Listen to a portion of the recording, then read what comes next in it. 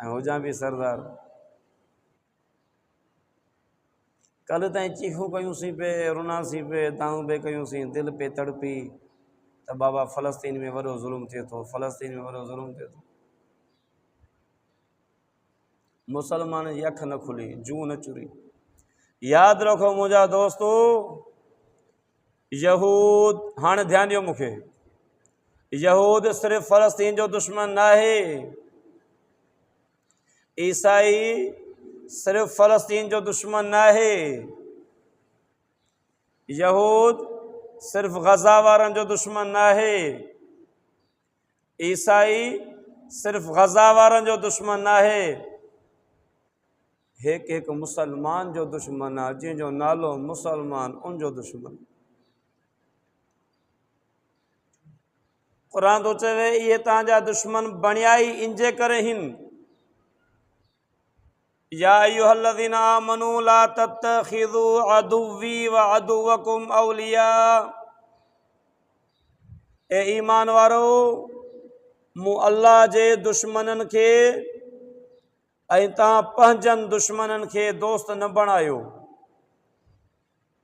इहे मुंहिंजा बि दुश्मन आहिनि, मूं अल्लाह जा बि दुश्मन आहिनि, तव्हांजा बि दुश्मन आहिनि, तव्हांजा दुश्मन बणिया आहिनि मूं अल्लाह जे करे जो तुमिनून बिल्लाह, तव्हां मूं अल्लाह जे मथां ईमान आंदो आहे, मूं अल्लाह जे करे तव्हांजा दुश्मन बणिया।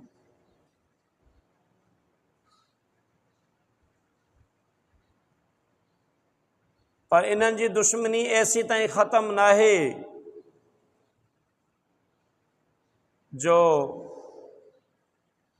गज़ा खे मलिया मेट कयऊं या गज़ा खे पंहिंजे नक्शे तां मिटाइण जा ख़्वाब लधाऊं या बमबारी करे हज़ारनि जे तइदाद में बचड़ा मासूम नियाणियूं तबाह कयऊं। हाणे बसि न, जेसिताईं दुनिया ते मुसलमान आहे, दुनिया ते मुसलमान आहे, ऐसी ताईं यहूद जे दिलि जे अंदरि ॿरंदड़ बाहि थधी न थींदी। ऐं ख़बर पई न, अचानक पाकिस्तान इंडिया जी जंग शुरू थी वई। छा थियो इहो? थोरो सम्झो मुसलमानो, मुसलमान होशियारु थियो। इहो छा थियो? इंडिया सां छो विड़ी पियासीं? छो अहिड़ी का ॻाल्हि बि कोन्हे, जंग शुरू थी वई,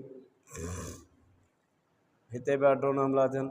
अॼु अख़बार लिखियो आहे पाकिस्तान जे 13 शहरनि में, कल राति ताईं पाकिस्तान जे 13 शहरनि में इंडिया बमबारी कई आहे। 13 शहरनि में जंग जे माहौल में आहियूं। अल्लाह साईं रहम फरमाए, पर ॾींहं परे न आहिनि। तव्हांखे मायूस नथो करियां, तव्हांखे हौसलो ॾियां थो, थोरो ख़बरदार थियो। कल दाऊं कयूंसीं पे त बाबा गज़ा में ज़ुल्म थिए थो, खून में लथपथ आहिनि मासूम बचड़ा। पोइ थियो छा आहे? हींअर इंडिया छो थो जंग करे असां सां? पोइ पाकिस्तान जे उलमा किराम वॾियूं रड़ियूं कयूं, जुमनि में, जलसनि में, माइक ते क़ौम खे ख़बरदार कयूं, सुॼा कयूं, वेंदे मुल्की सतह ते फ़तवा जारी कयूं, मुल्की सतह ते फ़तवा जारी कयूं त पाकिस्तान हुकूमत जे मथां गज़ा, अहले फ़लस्तीन जी मदद करणु फ़र्ज़ु आहे। जॾहिं यहूद ॾिठो त पाकिस्तान खे घणी तकलीफ़ आहे, पाकिस्तान खे घणी तकलीफ़ आहे, ऐं फ़तवा जारी कई आहे ऐं जिहाद जे लाइ उथी खड़ा थिया आहिनि, ऐं पंहिंजे वक़्त जी हुकूमत ते वॾो दबाव आहे, ऐं इन्हनि जिहाद जी फ़तवा जारी कई आहे, ऐं अवाम जे लाइ बार्डर खोलण जे लाइ हुकूमत ते प्रेशर था विझनि त अवाम जा रस्ता खोलियो त वञनि। ॾिसो त पोइ फ़लस्तीन खां ध्यानु हटाइण जे लाइ इंडिया खे उभारे छॾियऊं त पाकिस्तान खे ॾांहुं तूं थोरी दॿड़ी ॾेसि, हेॾां ध्यानु हटे। हालांकि ही जंग बि न आहे, ऐं हीअ तारीख़ रही आहे। भाड़ी भाड़ी हूंदो आहे, हज़ार दफ़ा उहो असांजो जेको आहे सो पिछाड़ियल हुजे, लताड़ियल हुजे, उहो वरी बबर शइ थी असांजे साम्हूं बीहे त असां सवाइ मज़ाक जे कुझु कोन चवंदासीं त मज़ाक आहे। पहलवान जे साम्हूं पहलवान बीहे त पोइ हूंदी आहे लड़ाई, जंग हूंदी आहे। असां त इंडिया खे एतिरी अहमियत ॾियूं था, हो त असांजो मारियल आहे, कई बार मारियल आहे, पर बहरहाल हेॾां खां ध्यानु हटाइण जे लाइ उथारियाऊंसि, झड़पूं शुरू थी वियूं ताकी अहले ग़ज़ा खां ध्यानु हटे। अॼु अख़बार में ताज़ो पढ़ो त अमरीकी नाइब सदर चवे थो असां पाकिस्तान इंडिया जी जंग में असां इंडिया खे कुझु बि न चवंदासीं त कशीदगी वधायो या कशीदगी घटायो, जारियत वधायो या जारियत घटायो, असां कुझु बि न चवंदासीं। माना छा आहे, इहो सिधो चवणु त ख़ुदि असांजो उथारियल आहे, असांजो बीहारियल आहे, असां हुनखे कीअं चऊं त हल्को हथु रख। बहरहाल मुंहिंजा अज़ीज़ दोस्तो,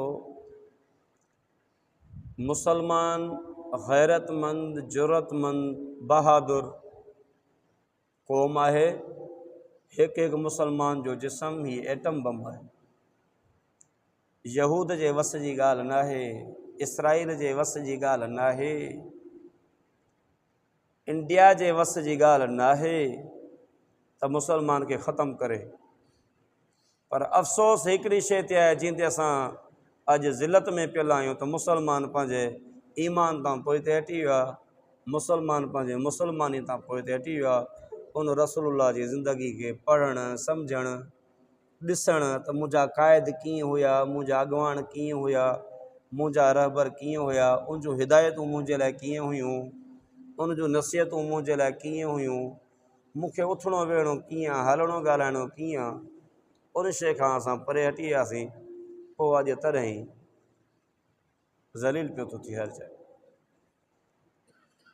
मूं क़ुर पाक जूं आयतूं पढ़ियूं, कुल इन कुंतुम तुहिब्बून अल्लाह, मुंहिंजा सुहिणा महबूब तूं हिननि खे ॿुधाए, इन कुंतुम तुहिब्बून अल्लाह, जेकॾहिं चाहियो था त अल्लाह साईं तव्हांखे पंहिंजो महबूब बणाए, तव्हांखे पंहिंजो प्यारो बणाए, तव्हांखे पंहिंजे क़रीब बणाए, तव्हांजो साथी थिए, तव्हांजो हमदर्द थिए, तव्हांजो मददगार थिए, त पोइ फतबिऊनी, मूं मुहम्मद जी पैरवी करियो। फतबिऊनी, पोइ मूं मुहम्मद जी पैरवी करियो, मुंहिंजी ॻाल्हि मञो, मुंहिंजे पुठियां हलो, मुंहिंजा पोइलॻ थियो, मुंहिंजी तालीम जे ताबे थियो। ला युमिनु अहदुकुम हता यकून हवाहु तबअन लिमा जिअतु बिह, ऐं तव्हां मां केरु हिकु बि एसी ताईं मोमिन नथो थी सघे जेसि ताईं उनजी हर सोच, हर ख़्वाहिश मोहम्मद रसूलुल्लाह जे तालीम जे ताबे न थिए। फतबिऊनी, मुंहिंजी पैरवी करियो, अल्लाह साईं तव्हां सां वाइदो थो करे, युहबिबकुमुल्लाह, अल्लाह साईं तव्हांखे पंहिंजो महबूब बणाईंदो। पर शर्त कहिड़ो आहे, रसूलुल्लाह जी पैरवी, रसूलुल्लाह जी ॻाल्हि मञणु, उनजी तालीम खे फॉलो करणु, उनजे पुठियां हलणु, उनजे हिदायतनि खे ॾिसणु, हिदायतनि खे मञणु, नसीहतनि जे पुठियां हलणु, उहा अल्लाह जी मदद शामिल हाल आहे। वयग़फिर लकुम ज़ुनूबकुम, अल्लाह साईं तव्हांखे पंहिंजो महबूब बणाईंदो। वयग़फिर लकुम ज़ुनूबकुम, ऐं तव्हांजे गुनाहनि जी तव्हांखे माफ़ी ॾींदो। वल्लाहु गफ़ूरुर रहीम, अल्लाह साईं माफ़ु करण वारो बि आहे ऐं रहम करण वारो बि आहे। बहरहाल हेॾी इम्तिहान जा आहिनि, सूरत जंग में आहियूं, ईअं केरु न सम्झे तवा इहो थिए पियो, पंजाब में हमला थियनि पिया। ऐं यादि रखो, इंडिया जो जेको पहिरियों हमिलो थियो आहे न, उहो बि मस्जिद ऐं मदरसे ते हमिलो थियो। वरी इन हमले खे ॾिसो न त तव्हांजी दिलि रत जा ॻोढ़ा रोईंदी। इंडिया जो जेको हमिलो थियो आहे उहो पाकिस्तान जे पहिरीं मस्जिद ऐं मदरसे ते हमिलो थियो आहे।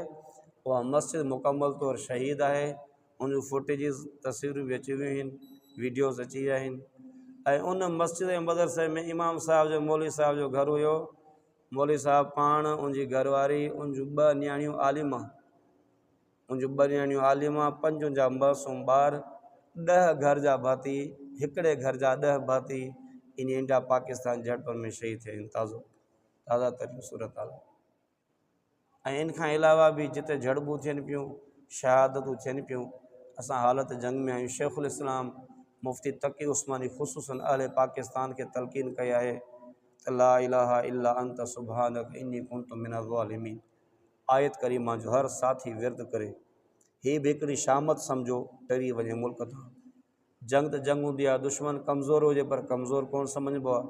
आबादी जे एतबार सां असां खां वॾो मुल्क आहे ऐं ईमानी कुवत जे एतबार सां असां खां नंढो आहे। त जेतिरा उहो हमला करे पियो इंशाअल्लाह उनखे भरपूर जवाबु ॾिबा। असां फ़ौज जे लाइ बि दुआऊं करियूं जेका असांजी मुहाफ़िज़ आहे, जेका हिन वक़्तु पाकिस्तान जो शान आहे, हिन वक़्तु पाकिस्तान जो दिफ़ा करे थी। क़ौम पंहिंजे घरनि में सुधी पई आहे, फ़ौज बाट ते पंहिंजे जानियुनि जा नज़राना ॾिए थी। असां पंहिंजे निमाज़ सां गॾोगॾु अफ़वाज पाकिस्तान जे लाइ, मुल्क पाकिस्तान जी हिफ़ाज़त जे लाइ दुआऊं बि कंदासीं, पाकिस्तानी अवाम जे लाइ दुआऊं बि कंदासीं। आयत करीमा जो ख़ुसूसन विर्द कंदासीं। अॼु बाद निमाज़ जुमा 3 बजे प्रेस क्लब ते मुज़ाहिरो आहे। उहो की हिकु जमायत जे तरफ़ां न आहे, पाकिस्तानी अवाम खे सॾा, उनजे करे सिर्फ़ु पाकिस्तान जो झंडो हूंदो, ॿियो कंहिं जमायत जो को झंडो न हूंदो। त इन एतबार सां प्रेस क्लब ते जेके साथी हली सघनि मुज़ाहिरे में शरीक थियनि। ॿियो के ऐलान आहे, अॼु जुमे जो ॾींहुं आहे, ईंदड़ ख़मीस जे ॾींहं ते, हिन जुमे खां बाद में ईंदड़ ख़मीस जे ॾींहं ते असां दस्तारे फ़ज़ीलत जे उनवान सां जलसो रखियो आहे हुन मदरसे में, पर शमीर शुरू वारे ॻोठ में मदरसे में हुफ़ाज़ कराम थिया आहिनि। उन सिलसिले में साईं बेर शरीफ़ वारा साईं अब्दुल मुजीब कुरैशी, मौलाना सिबतुल्लाह जोगी साहब ऐं ॿिया बि काफ़ी महिमान आहिनि। जमायत खे उन प्रोग्राम में शिरकत जी दावत अर्ज़ु रखे थी। जेको चयो अल्लाह से पंहिंजे बारगाह लाइ मुंज़िल क़बूल फ़रमाए। आख़िर दावाना।